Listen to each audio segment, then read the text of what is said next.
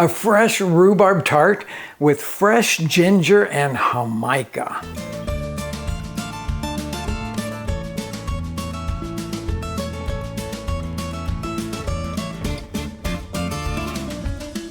Hello everyone and welcome back to my kitchen. Today we're going to go into one of my favorite things only because after a long winter and no really good local fruit, the first thing that we get is rhubarb. Now a lot of you are going to say, oh, but why are you cooking with rhubarb? Because rhubarb is not part of the Mexican kitchen. Well, I am here to tell you that it is. It is now. Many of the chefs in Mexico City are working with rhubarb because they found out that they could grow it really beautifully just south of Mexico City. So lots of rhubarb, or as they call it, rhubarbo, in Mexican cooking in the central part of Mexico. But I'm going to show you a way to make a crumble tart with it that is seasoned with a very Mexican ingredient, and that's Jamaica. The little, well, we call them flowers, those crimson colored flowers that usually you steep into a tea and make an agua fresca out of it, or in my case, sometimes a cocktail out of it. But that flavor is so beautiful with the rhubarb. Also, a little bit of fresh ginger. So stay tuned for some really dynamic flavors in a simple crumble tart. So the first thing that we have to do is make the crumble part of this tart. And I've got my butter here in a food processor that we're gonna just blend everything up in the food processor. You could do this by hand, but it's just super easy if you have a food processor. Second thing that we're gonna put in there is going to be flour. Now let's talk about measuring flour because people don't pay a lot of attention to it. But do you know that if I'm using this kind of a dry measuring cup with flour, if I sift the flour in there, I will get a third less than if I pack it in there, like really literally pack it in there.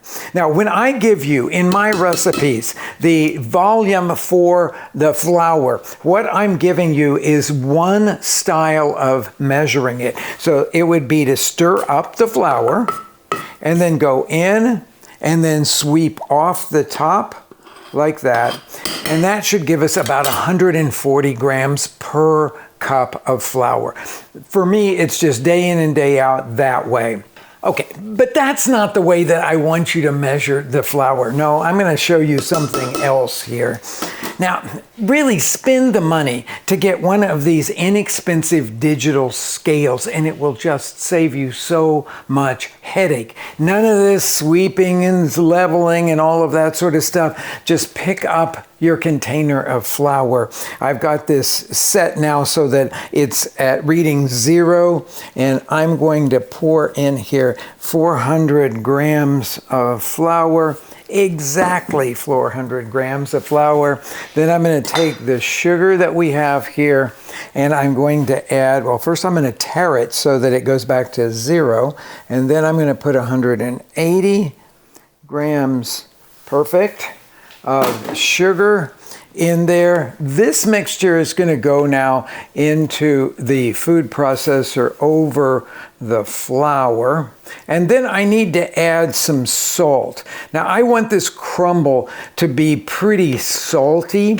So I'm going to put 1.5 teaspoons of the salt in there. I find that is the easiest to measure with the measuring spoons and not the scale. So we're going to go 1.5 teaspoons of that, and then put the top on it here, click everything in, and pulse this until it starts to come together as a dough. This mixture is starting now to clump up a little bit, and when it does start to clump up, that's when I want to stop this part of it. Now let's talk about the pan that we're going to bake this in. I'll move that guy back there. We're going to use a spring-form pan. This is a 9-inch spring-form pan. If you've ever made a cheesecake, you've probably made it in one of these pans. So this has the exterior like this that you click off so that you can lift it off of the bottom. I'll see if I can get this back in here because I've already buttered this mixture. I buttered this pan quite heavily, but now I can't get it back on here. Okay, I got it. It's all back in there. There's a small groove here that you want to seat the bottom of the pan in there to seal it in there. Butter over the top. Always put a piece of parchment paper in this so that it doesn't stick on the bottom. So that is a prepared pan, but this is where we're going to put this crumbly mixture. And the first thing that we're going to do is to take 2/3 of it and crumble it up here and put it into the bottom of this pan. Now the second thing that we're going to do is to press it into an even layer. There are some people who like to do this with the back of a cup or even like a measuring cup for that. But I'm going to just spread it all around and use the back of my hands like this to press it down and make sure that it's a really solid layer. All right, now to what's left here in the food processor, I'm going to add some toasted pumpkin seeds. I like the flavor of them. They're very classically Mexican, but if you have other nuts that you want to use, feel free to do that here. And then I'm going to pulse this until it comes together even more, and those pumpkin seeds are sort of roughly chopped into this mixture. Okay, now I'm going to meet you back here in just a minute after I've gotten all of this stuff cleaned up and we're ready to prepare the filling. I am cutting up the last of the rhubarb in about 1/2-inch pieces here. Now when you go get the rhubarb, whether you're in a grocery store or a farmer's market, this all came from a farmer's market, always choose the reddest ones because it will give you the richest and most complex flavor and the most dessert-like flavor. The ones that are green happen to have a quite green flavor. I cut the tops off and then I usually take the little piece of the bottom off of here.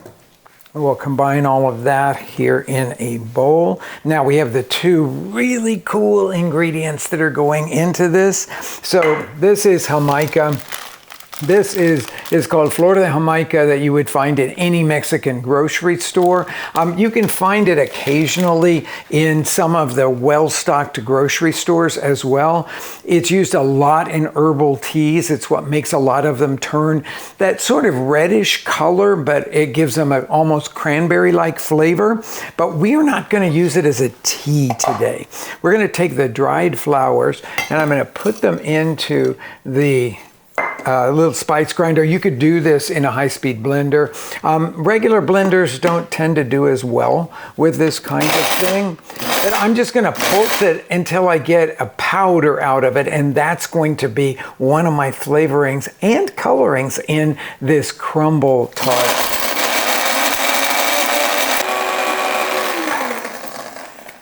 High-speed blender. It goes in a flash. You'll have to have a little patience if you're working with a spice grinder because this stuff it's not really hard, so it doesn't pulverize quite in the same way. Okay, now if I can get this guy to release here, I'm going to sprinkle our pulverized Jamaica. We need about 3 tablespoons of that. So we start with 3/4 of a cup of the Jamaica blossoms. And then the second ingredient that is so special in this is the ginger. Now I'll just show you what I do when I work with fresh ginger. I don't peel it all because I don't find that absolutely necessary. I take a very thin strip off of all 4 of the long sides, a little bit off the top and a little bit off of the bottom there, and then use the coarser edge, if you have that, of a microplane, and I grate it through that. The little tiny bits of skin you'll never even notice there.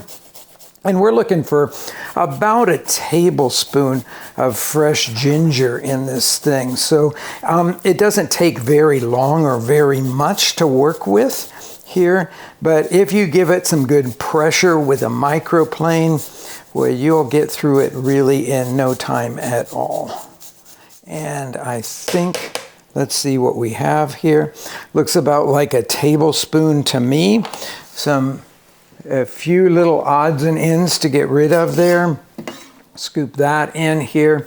And then for my spices, I've got some black pepper here and some allspice, both of which have been already ground up. Allspice being one of the native spices to Mexico.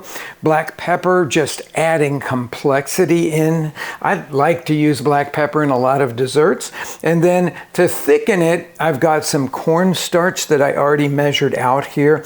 This is a generous 3 tablespoons of the cornstarch, and then we'll just mix everything up together to distribute all of those spices, the fresh ginger, the cornstarch, of course. We want to coat everything nicely with the cornstarch, and that really aromatic Jamaica powder here. Okay, now we're ready. We've got everything measured. I mean, everything mixed very well here to it. Okay, I really leaned into the tanginess of this tart because I really love it. But if you know ahead of time that you don't want that rhubarb to be that tangy, then you've got a couple of options. You can back off on the Jamaica, because that stuff is really tangy as well. So back off on that, or you could add more sugar to it, or you could actually replace half of the rhubarb with diced apple or cut up strawberries. All of those would be really good. And then you would have a more balanced flavor in the tart. And just keep in mind that rhubarb leaves are poisonous. You would have to eat a whole lot of them to really make you poisoned, but just cut off the tops and you don't have to worry about anything at all. Now back to the recipe. As typical of me, I forgot to put the sugar in there, and you would not. You know, rhubarb is quite tangy stuff, and the Jamaica is tangy, so you're going to need this. Now, this is not a sweet tart. It's actually at that level that I really love to serve at a brunch or something like that, because it's not terribly sweet, but we do need some sugar in here. So we will mix all of that together.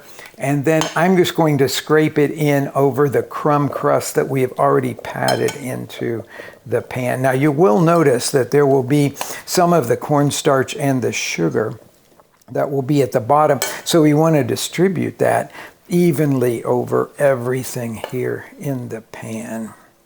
Okay.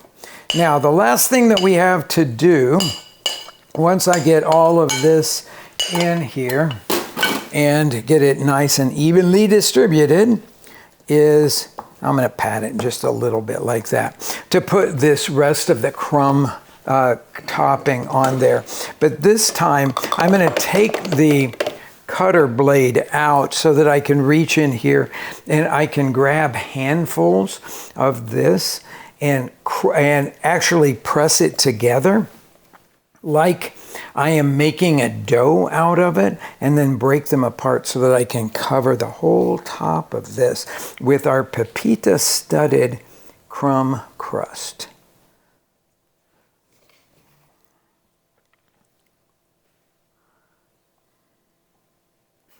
Last little bit here. Scoop that out, compress it, and then, as I said, I like to break it into bigger chunks because I think it looks really pretty in the finished dessert. Okay, so we've got everything ready to go into the oven. This kind of crumble tart is one of my favorite things because I like the crumble topping and base, but it's also pretty easy to throw together if you're going to have people over.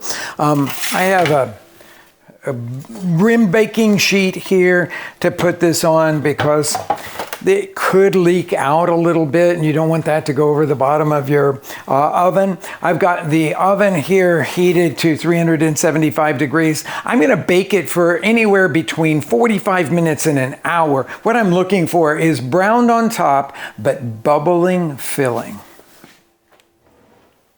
Well, this beauty has come out of the oven a couple of hours ago, completely cooled down. I like it to be fully cool because it allows the filling then to set up, as well as all of this crumbly stuff that's around there. To cut it, you can just cut right down through it. You will notice that some of the topping may crumble off of it, but that's just a snack for the cook. And then you can lift one of these slices onto a plate. It's delicious just exactly the way that it is, but you could serve it with ice cream. You could serve it with my favorite, which would be Mexican crema, the kind they would call crema de rancho, that's very much like the French creme fraiche. And I'm going to put a spoonful of that over the top of it. Something creamy is really welcome here. And because I can't talk and look at something this beautiful at the same time, I'm just going to shut up and have a bite.